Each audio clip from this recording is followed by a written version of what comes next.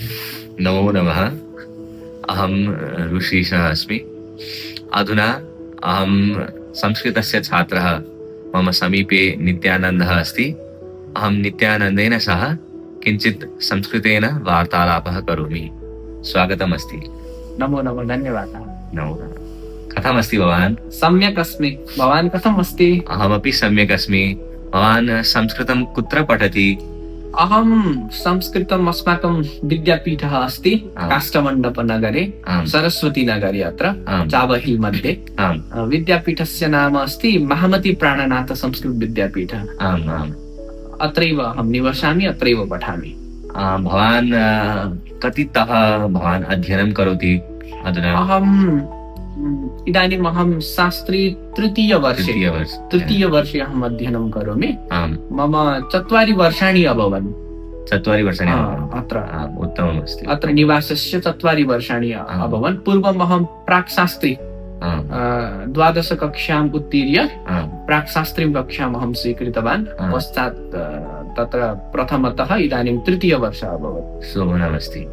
संस्कृतं पठनीयमस्ति इति भवान् कः सूचितवान्? कः जातवान् भवान् पूर्वम् अहं 12 कक्षायाम् आसम्।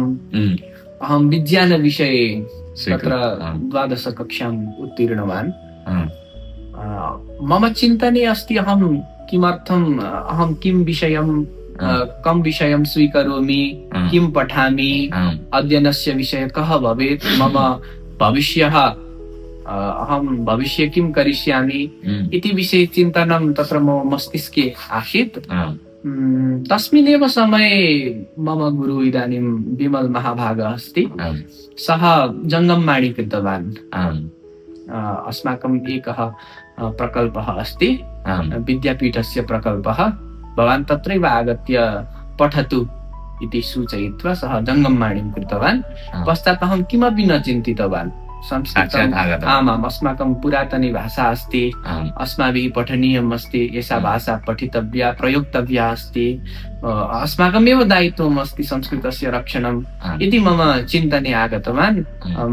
पश्चात् अहं साक्षात् आगतम्। मम गृहे अपि संस्कृतस्य वातावरणं तु नासीत्, परन्तु धार्मिक वातावरणम् आसीत्। पूजापाठ इत्यादि धार्मिक वातावरणं यदस्ति तस्य वातावरणं तु आसीत्। अहं त्यक्त्वा, किमपि चिन्तनं त्यक्त्वा अत्र आगतवान्। पूर्वमपि केचन संस्कारः भवता मनसा तत्र संस्कृतस्य संस्कारः तु नासीत्, भाषायाः संस्कारः नासीत्, परन्तु शास्त्रपठनाय किञ्चित् लघुशास्त्रं भवति खलु, तस्य संस्कारः तु आसीत् एव। यथा श्रीमद्भगवद्गीतायाः पाठः, श्रीमद्भागवतस्य किञ्चित् कथायाः अंशस्य विषये किञ्चित् तस्य संस्कारः आसीत्। पश्चात् अत्रैव आगत्य अहं शास्त्रस्य विषये अपि, व्याकरणस्य विषये अपि सर्वेषु विषयेषु ज्ञानम् अभवत्। तर्हि अधुना तु भवान् द्रष्टुं शक्नोति कि छात्राः, जनाः संस्कृतविषये न पठितुम् इच्छन्ति। ते जनाः वैद्य भवितुम् इच्छन्ति, अभियन्ता भवितुम् इच्छन्ति, तत्र वणिकः भवितुम् इच्छन्ति, बहवः द्रव्याणि आर्जयितुम् इच्छन्ति। कियत् धनानि भवान् आर्जयति इति पृच्छन्ति। धनस्य प्रभुत्वम् अस्ति अधुना। भवान् किमर्थं? संस्कृते तु धनः न्यूनः भवति। संस्कृताय अध्ययनाय अत्र किञ्चित् अस्माकं समाजे चिन्तनम् अस्ति कि तत् दरिद्रः अस्ति इति। संस्कृतविषये पुरातन विषयः अस्ति इति चिन्तयति। भवान् कथम् एतत् चिन्तनम् आगतवान्? तत्र सम्यक् प्रश्नः अस्ति। तर्हि सम्पन्नता, भवान् सम्पन्नता इति विषये प्रश्नं कृतवान्। सम्पन्नता का इति ज्ञानम् आवश्यकम् अस्ति। धनम् अस्ति, गृहम् अस्ति, सर्वम् अस्ति, परन्तु तेन सम्पन्नता आगच्छति इति विषये चिन्तनीयम् अस्ति। यथा अस्माकं नीतिमध्ये एकः श्लोकः अस्ति, आहार निद्रा वयमैथुनं च सामान्यमेतत् पशुभिः नराणाम्। आहार, मैथुन, तत्र लालन पालन इत्यादिकं सर्वं पशु मनुष्याणां पशूनां समानमस्ति, सामान्यविषयः। सामान्यमस्ति। परन्तु मनुष्यः भिन्नः कथं भवति इति तु धर्मेण भवति। धर्मेण हीन पशुभिः समानः। धर्मः नास्ति चेत् सः पशु समानः एव भवति। पशु इत्युक्ते यः पाशे बद्धः अस्ति सः पशुः अस्ति। तर्हि चिन्तनीय विषयः अस्ति यद् वयं वैद्यस्य विषये पठामः, अन्यत् किमपि धनार्जन विषये, तत्र वाणिज्यस्य विषये, वित्तम् अर्जनीयः, वित्तः अर्जनीयः इति विषये वयं पठामः।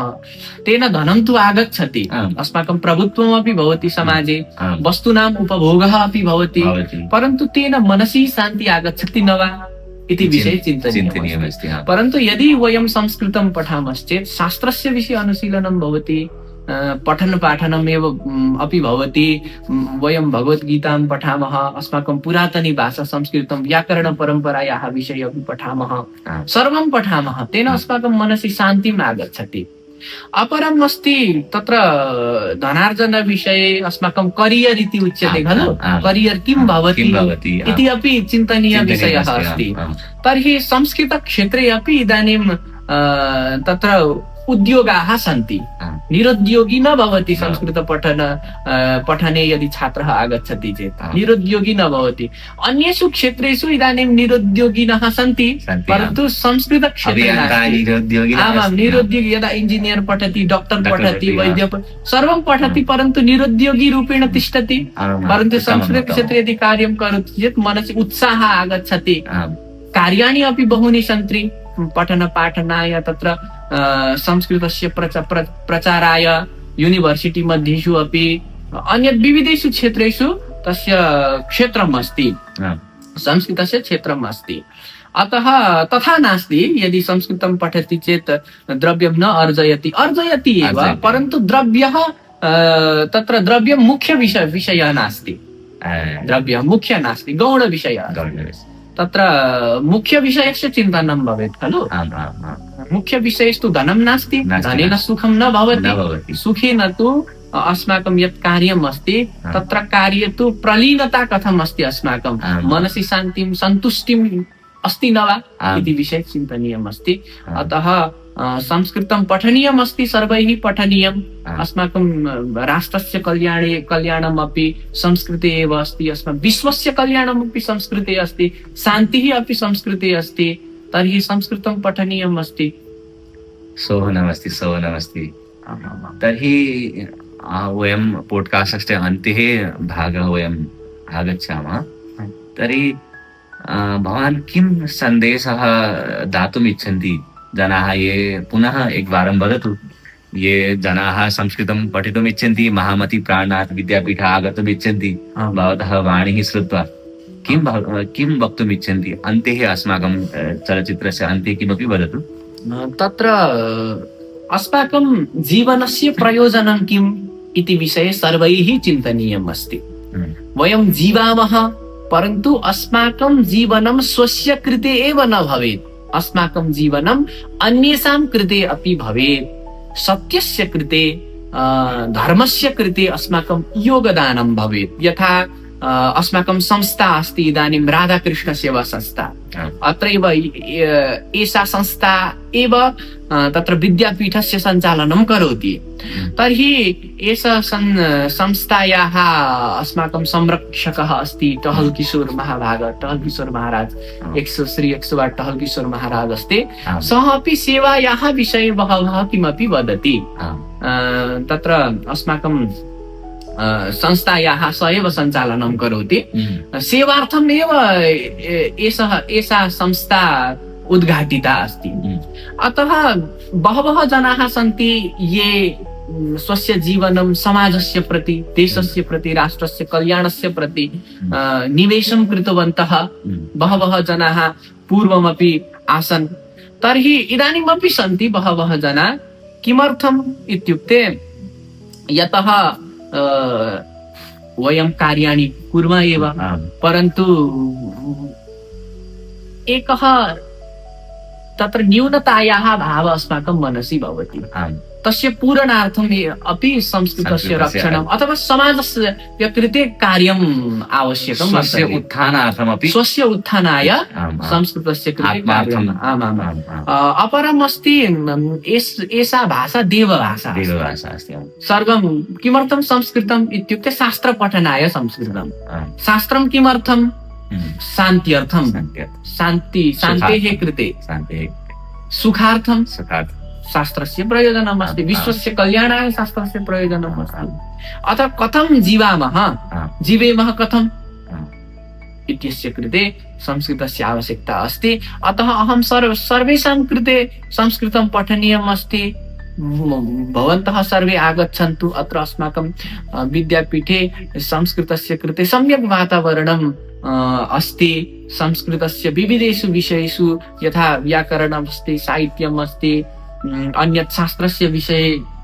सन्ति ज्ञानम् अत्र भवति ज्ञानस्य प्रदानम् अत्र भवति तर्हि सर्वे आगच्छन्तु अस्माकमेव दायित्वम् अस्ति यदि वयं न कुर्मश्चेत् अन्ये विदेशी जनाः आगत्य कुर्वन्ति वा अस्माकं धर्मस्य रक्षणं तु वयमेव अस्माकमेव दायित्वम् अस्ति आमामाम् अस्माकमेव दायित्वम् सर्वं मिलित्वा संस्कृतस्य रक्षणं शास्त्रस्य रक्षणं अस्माकं स्वस्य रक्षणाय तत्र धर्मो रक्षति रक्षित इति विचारः अस्ति यदि वयं धर्मस्य रक्षणं कुरु धर्मस्य रक्षणम् इत्युक्ते अस्माकं जीवनं धर्मपरायणं भवेत् सम्यक् धर्मस्य कृते भवेत् तर्हि धर्मः अपि अस्माकं रक्षणं करोति अन्ये कोऽपि आगत्य अत्र धर्मस्य रक्षणं न कुर्वन्ति अस्माकमेव दायित्वम् अस्ति धर्मस्य शास्त्रम् अस्ति अस्माकं संस्कृतम् अस्ति अस्माकमेव कर्तव्यमस्ति अस्माभिः कर्तव्यमस्ति अतः सर्वे आगच्छन्तु अत्र उपविशन्तु संस्कृतस्य रक्षणं करोतु संस्कृतं पठनं करोतु अस्माकं भाषा अस्ति अस्माकं यः प्राणः अस्ति प्राणः अपि संस्कृतेन निर्मितः अस्ति अतः एतावदेव वदामि अस्तु शोभनं विचारः अस्ति नित्यानन्दः शोभनं विचारः प्रकटितवान् तर्हि अस्माकं पोड्कास्टस्य अन्त्यभागे वयम् अत्र आस्मः अधुना अहम् एतत् पोड्कास्टं विरमामि एतस्य विचारस्य भवान् अपि फेस्बुक् मध्ये यूट्यूब् मध्ये प्रसारयतु इति मम आग्रहः अस्ति धन्यवादः नमो नमः